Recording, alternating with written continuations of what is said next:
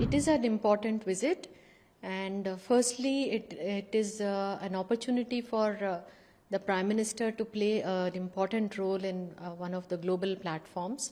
It's an invitation to Prime Minister from the Italian Prime Minister, and India has been selected as a partner for the G7 summit. The relationship with Italy is growing. Last year, it was elevated to what is called a strategic partnership. This high-level political engagement will continue to give direction to the relationship in the next years. The Italian local authorities have taken action to clean up the bust, the pedestal of the bust. We have requested them to locate those who are responsible and take action against them under the local law. It is an important visit. And firstly, it is an opportunity for the Prime Minister to play an important role in one of the global platforms. It also marks continuity because he had participated in the G7 summit last year. It gives an opportunity to the Prime Minister to also follow up on some of the key issues that we had in the G20 presidency, which he had chaired last year. And it's an invitation to Prime Minister from the Italian Prime Minister. And India has been selected as a partner for the G7 summit. In fact, if I'm not mistaken, India is the only Asian country to be selected as a partner. So it is an opportunity also to speak on some of the issues which are very important to the global South. So issues like food security, energy, clean technologies, AI, and other aspects, they will definitely be an important agenda item here for the Prime Minister to share his views and thoughts. Ma'am, there have been high-level visits between both the countries. How do you see the relationship between India and Italy, and what can we expect further in Modi 3.0? So the relationship with Italy is growing.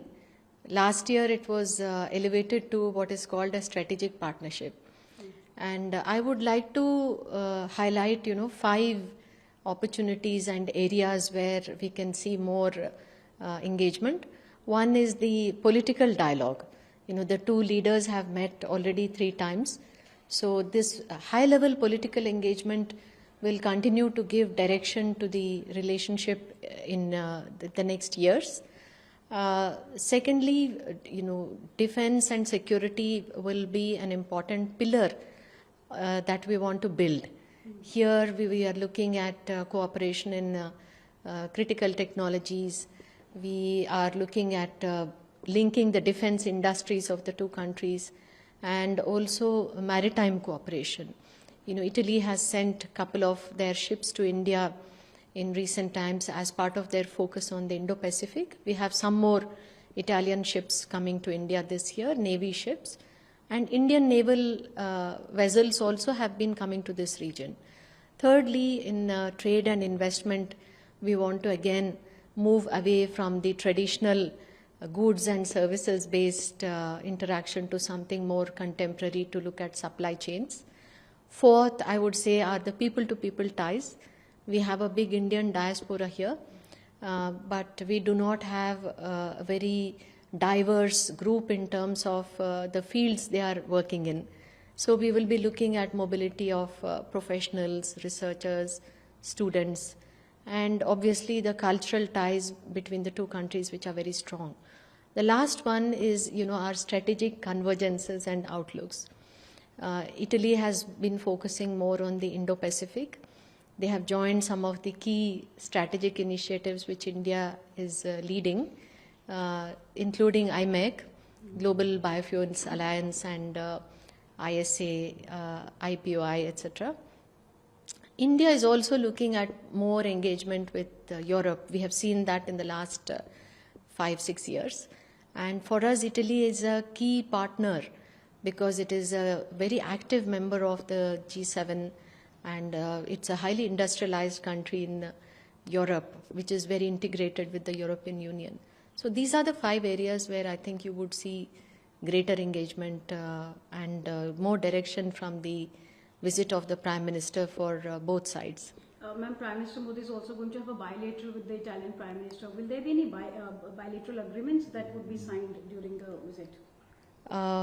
You can definitely see some progress in the bilateral collaboration and agenda. So it would be very premature for me to mention, what are the outcomes of that meeting. But definitely, the high-level meeting itself is a big signal that the two leaders are invested in the relationship and the two countries want to elevate their cooperation in many domains. Ma'am, Prime Minister Modi's visit comes at a time when there are two ongoing wars. We have Russia, Ukraine, we have Israel, Gaza. How much do you think this will be on the agenda? So the G7 and the partners, will engage on a variety of issues.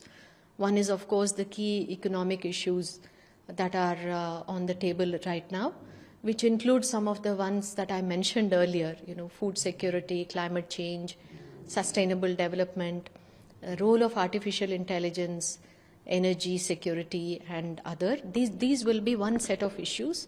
But obviously, because the meeting itself is taking in the midst of very key global and regional developments, they will also be on the agenda of the leaders. And India's position on many of these issues is well known, and the Prime Minister would be articulating his thoughts on how to address these issues. Ma'am, just last question. There has been a news report of, the bust of Mahatma Gandhi statue being vandalized by some Khalistani extremists. We have seen the statement coming from the Foreign Secretary saying that we have taken up the matters. Where has this incident happened? If you can tell us more about that. So the incident was in a town called Brindisi, which is in southern Italy. And but after that, the Italian local authorities have taken action to clean up the bust, the pedestal of the bust actually. And we have also taken up our concerns with them immediately. We have requested them to locate those who are responsible and take action against them under the local law.